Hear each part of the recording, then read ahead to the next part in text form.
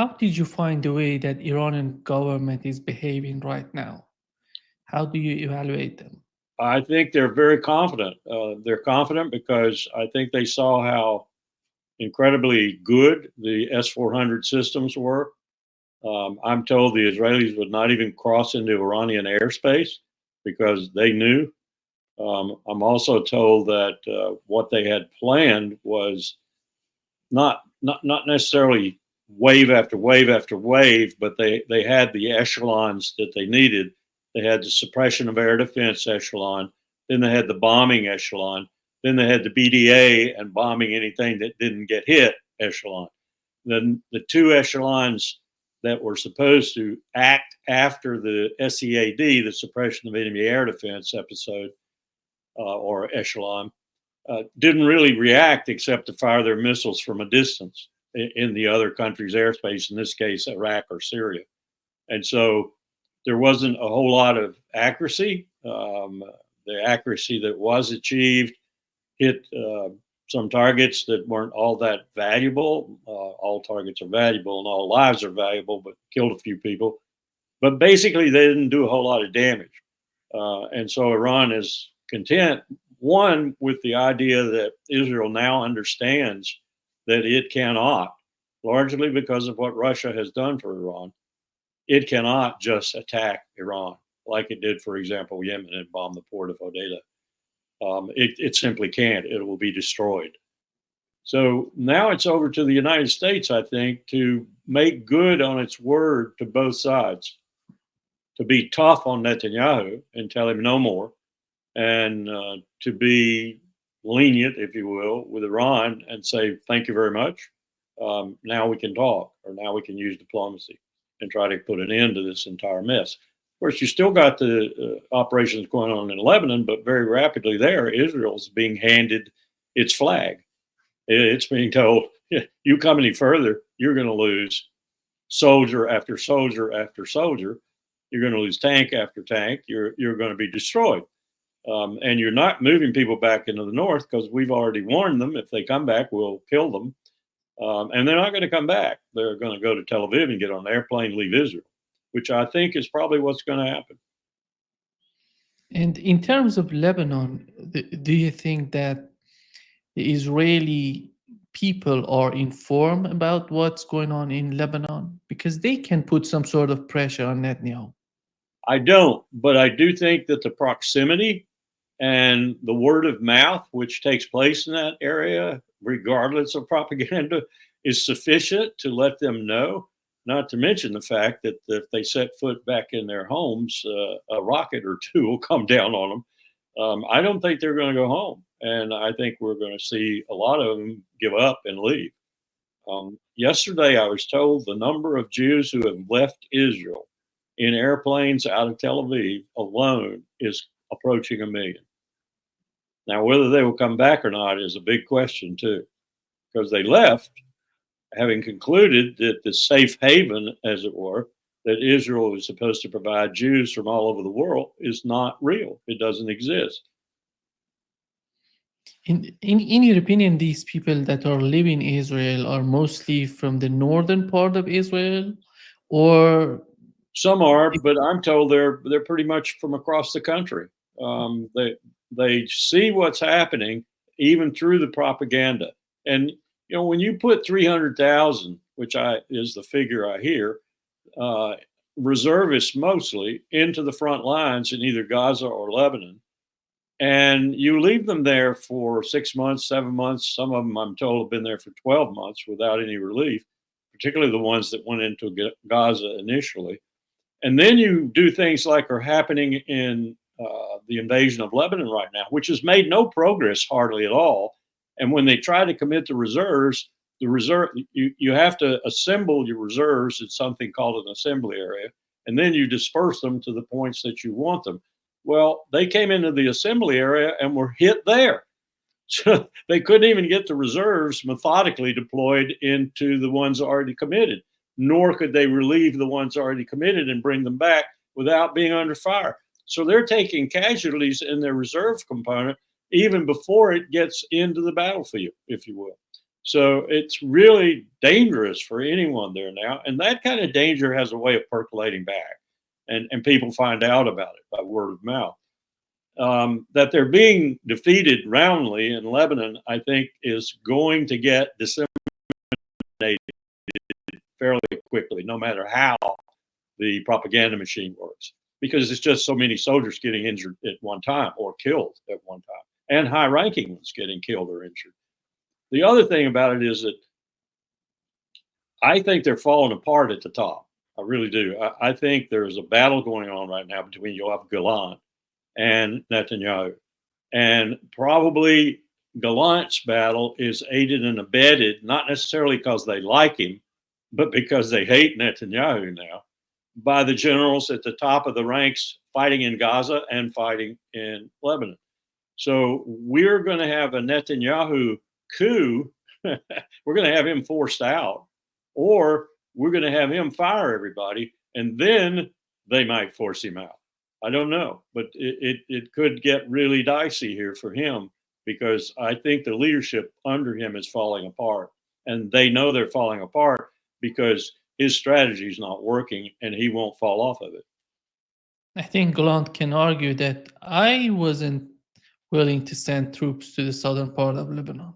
You forced me to do that. Yes. And this is- Yes, and I understand that most of the generals that probably we would consider being level-headed and not quite as right-wingish as some of these other people have been saying that all along. And they don't particularly care for Gallant because he won't listen to them.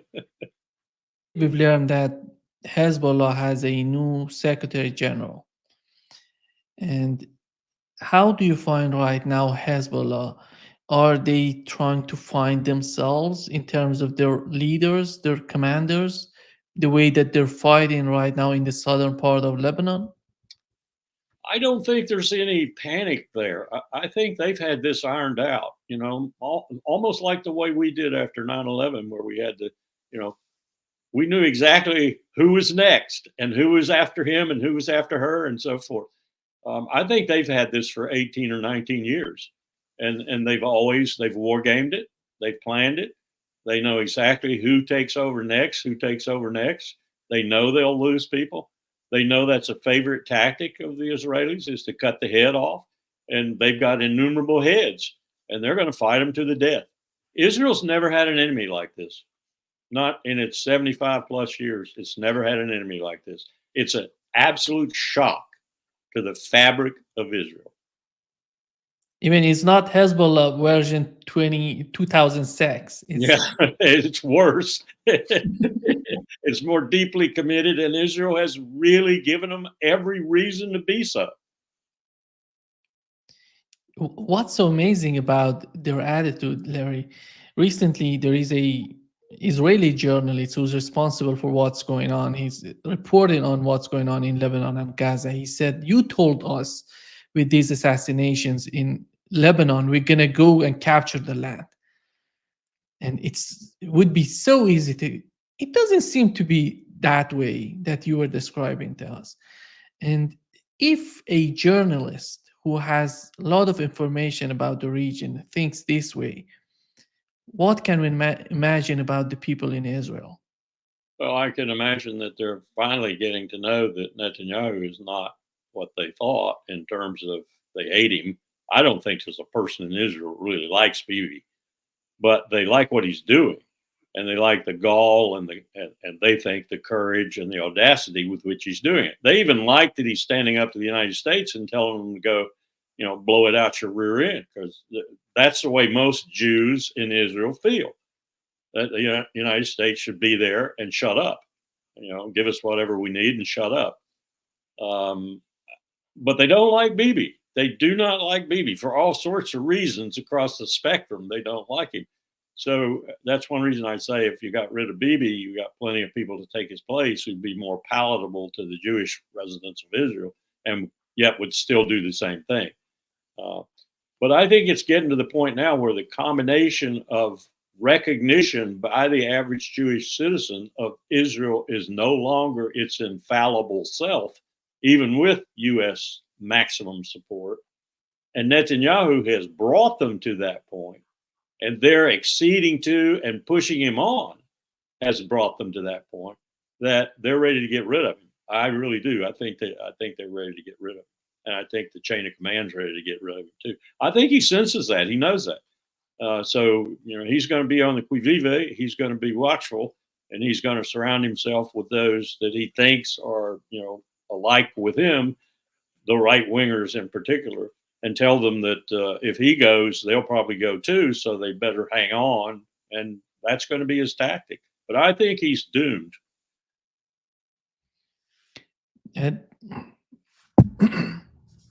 Pardon me. In Lebanon, one of the officials in Lebanon, he's talking about that the U.S. ambassador to Lebanon is trying to talk about post-Hezbollah era in Lebanon. And do you find any Let's talk about the post-Israeli era in Lebanon. Let's talk about Lebanon with a future. Let's talk about Lebanon not having to wait every 8 to 10 years to get bombed to smithereens. Let's talk about no Israel on their border and how peaceful that would be. That's what they need to be talking about. Can we focus on what's going on in Gaza and what is happening right now in Gaza? And with the situation with the UN, UNRWA is talking about that Israel, the way Israel is treating UNRWA, and nobody seems to care what's going on in Gaza. Nobody's talking about the level of destruction that is happening right now in Gaza. Well, let's talk about a couple things. Let's talk about things that we aren't talking about. The Israeli Defense Force is being defeated in Gaza as we speak. Its forces are being closed with and destroyed by Hamas. Hamas has not lost the will to resist. Hamas continues to resist, and this has a devastating impact on the morale of the Israeli forces. To show you the depths to which Israel has sunk as a nation state, they had some reservists killed by Hezbollah in southern Lebanon this past week. At the eulogy of one of these reservists, who was from a family of West Bank settlers, the following was said. They were praising him because when Israel went into Gaza, he went in there saying that he would kill every Arab man, woman, and child he met. And they were saying this is a good thing. And they said he did. He went in there and he killed. They said he was such a lighthearted guy because when the men in his unit were down, he blew up homes, Arab homes, blew them up. So the explosions would improve the morale of the IDF forces. And of course, he's a man who committed murder in the past. He shot a Palestinian settler who was resisting the theft of his land with his olive groves on there. He murdered the man using a weapon provided by the Israeli Defense Force. He was arrested but acquitted, and even with this on his record, he was allowed to join this reserve unit, go into Gaza to commit additional crimes. Now, he finally met his justice in Hezbollah. Hezbollah delivered justice in southern Lebanon. But the point is, the idea that Israel is possessing the most moral army in the world is ridiculous. Israel possesses the most morally corrupt military in the world, and it's paying them. They're paying the price, because as we speak, there's a retired Israeli general who gave an interview last week in the Israeli news, and he said that he's watching the destruction of Israel before his very eyes. He says the Israeli Defense Force cannot continue to do this. They haven't accomplished a single objective. Not a single objective has been accomplished. They haven't defeated Hamas. Hamas still exists politically and militarily and is resisting very effectively. They haven't done anything in southern Lebanon. They're supposed to be 20 kilometers in on a 100-kilometer frontage. They've advanced a couple 100 meters into southern Lebanon, and they're getting the snot kicked out of them. A major attack last night was repulsed by Hezbollah. The forces retreating from the hill that they were trying to seize went into a valley where they continue to be ambushed. The Israelis are evacuating the casualties as we speak under fire. This is the reality. Every square inch of southern Lebanon is a potential ambush zone that has been reconnoitered in advance by Hezbollah. They know exactly what they're doing. The concept that Hezbollah is without leadership is absurd. So they're failing to accomplish their task. They're failing to suppress Palestinian unrest in the West Bank. It's increasing. The level of resistance is increasing. It could become yet a third domestic front. They can't stop the Houthi from shutting down the Israeli economy. The world hates Israel. The world hates Israel. The world hates Israel. This man made that point over and over again. He said, we have lost the world. The world is against us, and we will never get them back. And Iran is defeating Israel. Israel has lost any ability to deter Iran. On top of all this, Israel is falling in on itself. The fact that Israel would allow a eulogy of this nature to take place publicly and be recorded in Haaretz and other Israeli newspapers shows the depth to which Israel has sunk. Israel is a nation without a moral compass, and now it's dividing, it's falling in on itself. Prior to October 7th, the Israeli president had said that Israel is on the verge of an outright civil war, not civil conflict, not civil disobedience, civil war with armed Israelis fighting armed Israelis. And that general said that's happening right now. Israel is breaking up into factions. They're going to fall in on each other. Israel will consume itself. So what the hell do you want to talk about in Gaza again? Because the narrative you're putting forward, and I'm not blaming you, is a Western narrative. Yes, Israel's committing a crime. Yes, it's outlawed UNRWA. Yes, the United Nations will probably let them get away with it. Yes, Israel is slaughtering Palestinians on a daily basis. But this is part of the formula that leads to the total collapse of Israel, because everything I just mentioned only certifies that Israel is a lawless nation operating not just above the law, but with total disregard of the law, an apartheid state that is committing genocide led by mass murderers that nobody in the world respects. How much longer Israel can sustain this is unknown. The general wasn't optimistic. He was saying that this collapse could happen at any time. So, yeah, I know what the headlines say, but I just told you the truth about what's happening to Israel. Israel is a defeated nation led by a corrupt, defeated people, led by an impotent, defeated leader, and their only future is defeat. When you look at Lebanon today, the way they're fighting, it seems that they're fighting themselves in terms of their leadership right now and their commanders. They're fighting Israelis in the southern part of Lebanon. And on the other hand, you see the government of Lebanon. I don't know how they can manage the relationship with the United States in terms of what's going on between the government and Hezbollah. But it seems that the United States is putting a lot of pressure on them to isolate Hezbollah. Is the United States going to achieve it, in your opinion? No. First of all, the U.S. doesn't. U.S. has been playing this game in Lebanon for some time now. Find me one instance of American success. I mean, we can take this back as far as you want to, but we sent Marines in. We did that back in the early 1980s. Ended up with the destroyed barracks, 241 dead American Marines and soldiers, and we fled Lebanon with our tails tucked between our legs. Excuse me. We shelled Lebanon with the U.S. New Jersey. We brought in aircraft, shot down, had pilots taken prisoner, had American sailors taken off of airplanes and executed by Palestinian terrorists because of this activity. We condoned an Israeli invasion and occupation of Lebanon. We provided Israel with the weapons to do this, only to watch Israel get slapped around by Hezbollah and ultimately evicted in 2000. We facilitated the ongoing slaughter of Lebanese civilians. So we supported the Israeli attack against Hezbollah in Lebanon in 2006, only to watch Hezbollah defeat them yet again. The United States hasn't had a single diplomatic success of note. We've built one of the largest embassies in the entire region there. And what does that tell you? We're not there to do diplomacy. We're there to spy. And it's a CIA, headquarters for the region, a Department of Defense headquarters for the region, intelligence collection platform. The last thing we do from Lebanon is diplomacy. In fact, all Middle East diplomacies run out of the nation just a little bit to its south, Israel. If you think an American ambassador to Lebanon can say anything without having it cleared through the American embassy in Jerusalem first. You don't know anything about how American policy works. And so we're playing stupid games. Remember, the stupid games we're playing in Lebanon are an extension of the stupid games we played in Syria. How has that worked out? We've been trying to get rid of Bashar al-Assad for how long now, with how many billions of dollars? That didn't work out very well, and it's going to fail in Lebanon as well.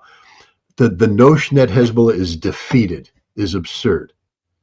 I mean, yes, Nasrallah was killed. Was that a damaging blow to Hezbollah? 100%. There's no doubt about it. It hurt. And did Hezbollah suffer leadership losses? 100%. I mean, the pagers went off, gutted middle management for temporarily. But Hezbollah is an organization that's designed to function under duress. And so, as Hezbollah has said, every chief has a deputy already identified. And that deputy has a deputy. And that deputy has a deputy. And they all know how to do the jobs they're supposed to do. So when Israel can kill whoever they want, there's somebody in the organization that will immediately take their place without disruption, who knows exactly what needs to be done, how it needs to be done, who needs to do it, and what they need to do it with.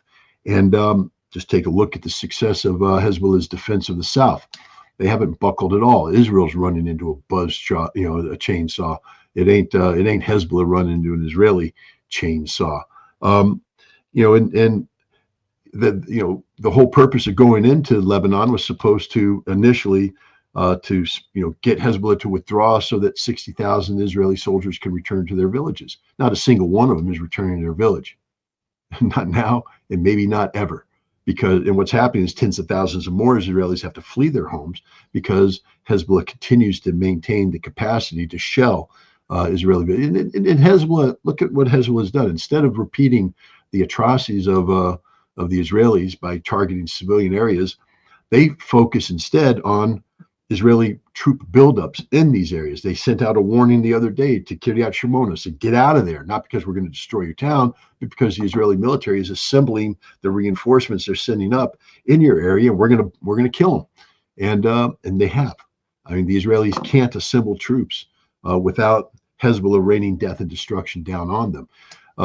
The Israeli general that gave the interview says that the number of desertions that's taking place is in the dozens of percentage points. Dozens. That means at least 20, up to 24%, depending on the unit, desertion rate. 12% is the norm. Reservists are just refusing to show up. People who go home are refusing to come back.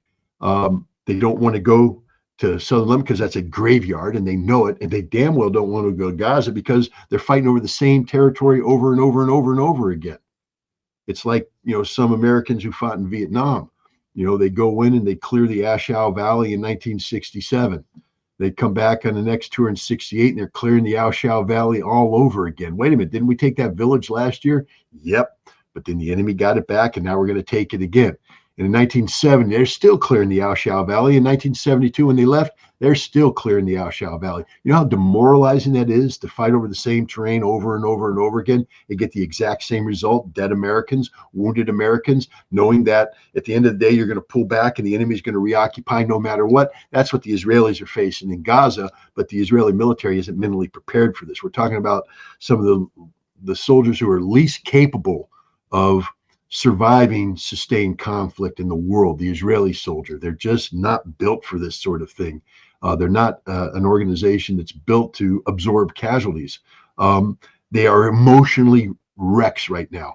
And normally I have sympathy. I mean, here in the United States, we talk about, 26, 27 veterans take their life every day in the United States, for PTSD or for other reasons. The suicide rate is insanely high.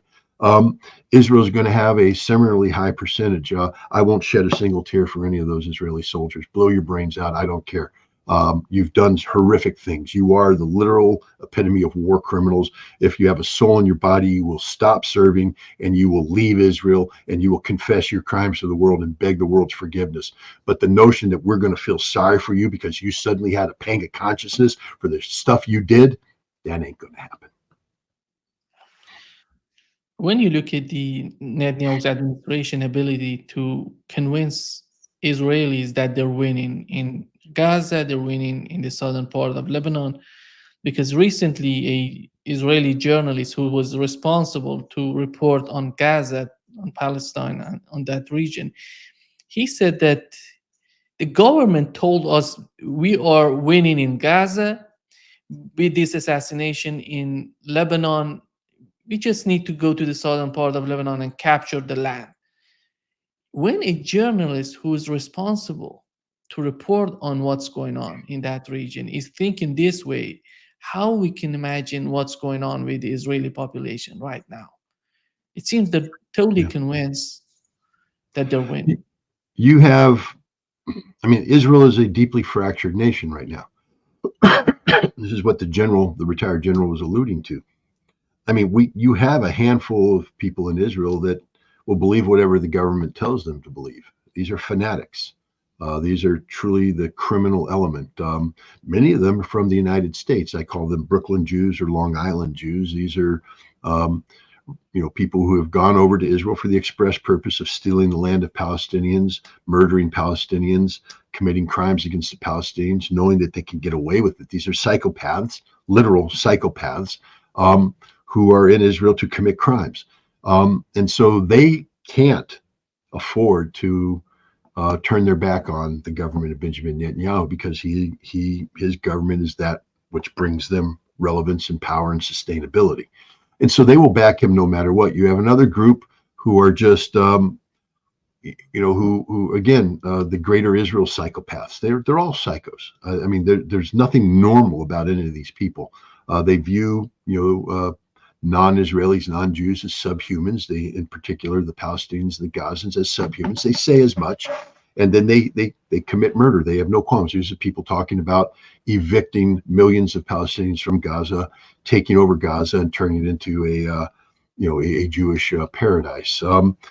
These people will never change. I mean, let's just be honest. There's only one way to change their mind, is that is to make their mind stop functioning. That generally happens with 5.56 millimeters placed right about there on the forehead. These are true genocidal psychopaths that are incompatible with modern humanity, and yet they exist in Israel in large numbers. And their continued existence poses a threat to not just Israel, but the entire region.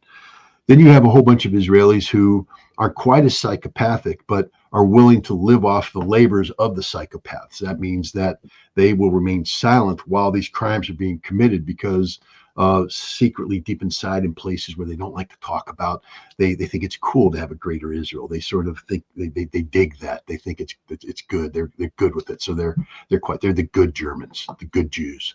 They don't talk about it, but they know what's happening.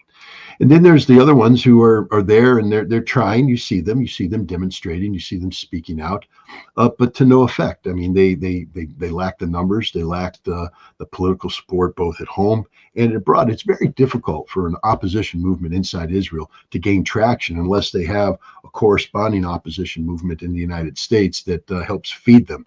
And here in the United States, the American Jewish community, yes, I know people are going to point to the 500 people that shut down Columbia University and the 1,000 that did this. I'm talking about the millions of American Jews who openly advocate on behalf of Benjamin Netanyahu and the Israeli government for the ongoing genocide. I'm talking about the people who have turned their backs on their own history, who've disgraced any notion of the Holocaust. If the Israelis and the Jewish people of the world wanted the Holocaust to remain this notion, the Shoah, the catastrophe, to be something that put people into awe and fell into the mantra of never again, then why do they disgrace it so much? Why do they belittle it so much? Why do they prove that the term genocide means nothing to them? And trust me, if you can lie about the genocide or argue away the genocide that's taking place inside Gaza today, that allows you then to lie about something that to exaggerate, the past, to try and make something in the past bigger. I advise people to go read Elie Wiesel's book. I think it's called Night. He won a Pulitzer Prize for it. Turns out almost the entire book's a lie, but that book helped set in motion, cement the notion of the Nazi genocide against the Jews. I'm not saying it didn't happen. Of course, there was horrific crimes committed. I'm saying that the Israeli state has used the Holocaust industry to promote its reason to exist. And now they've taken that perversion even further by committing the very genocide they claimed was committed against them. I mean, we are talking about a nation that has lost not only its moral compass, but all reason to exist. You cannot justify the continued existence of Israel and the genocidal behaviors that it's exhibiting based upon allegations of genocide dating back to the Second World War. True or not, let's assume everything they say is true, and we know it's not, but everything they say is true. That doesn't justify what Israel's doing. But Israel's actions compel us to take a look at what happened in the past, because I'm here to tell you right now, there's a large part of this Israeli myth that is just that, a myth and a gross exaggeration. And yet you're not allowed to say that. Remember when Ahmadinejad spoke out about this? People called him a Holocaust denier. He never denied the Holocaust. I'm not denying the Holocaust. He simply said that there were a lot of people that were killed during the Second World War, and the Jews were not the majority of them. The majority of the people that died in concentration camps weren't Jewish. They were Russian. And Poles and gypsies and homosexuals and things of that nature. But, the notion that what the Nazi crimes against humanity was solely Jewish based is absurd in the extreme. But you can't say that, because then you're called a Holocaust denier. No, I'm just not willing anymore to allow the Holocaust machine to create an intellectual framework that justifies Israeli crimes. The whole thing has to be attacked. You have to tear the whole edifice down and start from scratch. Fact-based recounting of what really happened during World War II and the total disenfranchisement of a Jewish state derived from the crimes of the Second World War. The Jewish state has proven itself incapable of coexisting with mankind, and it must be eliminated. I mean, that's just the bottom line. You can't justify this. If you couldn't let Nazi Germany survive, you can't let Zionist Israel survive. You have to view Israel in a couple of ways. One, there's the reality of Israel, and the other is the perception of Israel. And because perception can create its own reality, sometimes the perception of Israel is the more relevant frame of reference. The reality is, anybody who knows the truth about Israel, and believe me, everybody in the region knows the truth about Israel, knows that Israel has been posturing to a degree that is not sustainable or could be backed up by itself. Even the Israelis came to this realization in 2022 and 2023. They ran back-to-back exercises where they stress tested the IDF's ability to defend Israel from all threats. And at the end of the day, this is what happened. They got beat because they can't win. They don't have the ability to sustain. And none of those wars did Israel fight for a year. All these wars that they fought, they war gamed, would last, or designed to last, several months. And if Israel hadn't decisively defeated their enemies in that time period, then Israel would lose, because they realized that it was economically unsustainable, politically unsustainable, and militarily unsustainable. Well, here we're well over a year now, and the Israeli system is collapsing in on itself. That's the reality of Israel, just how fragile Israel is. But because the United States had thrown its weight behind Israel, and because the European Union followed suit, Israel had the potential to posture on a grander scale. And as long as people believed it, then Israel could operate, in this theater of the absurd. That's what the India, Middle East, European Economic Corridor was. That was what proposed by Joe Biden on September 9th, I believe, at the G20 summit in India, immediately echoed by Bibi Netanyahu, who called it the greatest thing in Israeli history, in modern Israeli history. He said this is the most important date in Israel's history, because on this date, Israel, graduated to being the world-class economic power that it always aspired to be, where it should be, etc. Perception. And this perception then allowed Saudi Arabia to, I guess, convince itself that normalizing relations with Israel could be not just justified, but sustainable.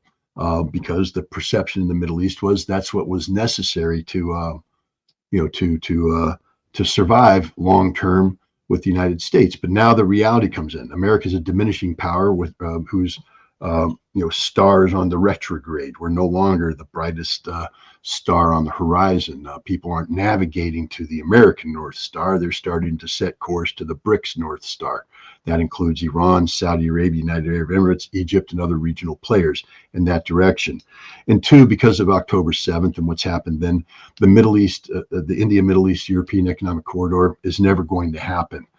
This thing that was a facade anyways, this house of cards has collapsed and it will not be reborn. And so we shouldn't be talking about, people viewing Israel as anything other than what it is, a failed nation state. It has considerable military power, but that power is collapsing. It just gave its best non-nuclear shot against Iran, and that wasn't good enough. Nobody fears Israel anymore. I think people are more concerned about the collapse of Israel and what will come from that.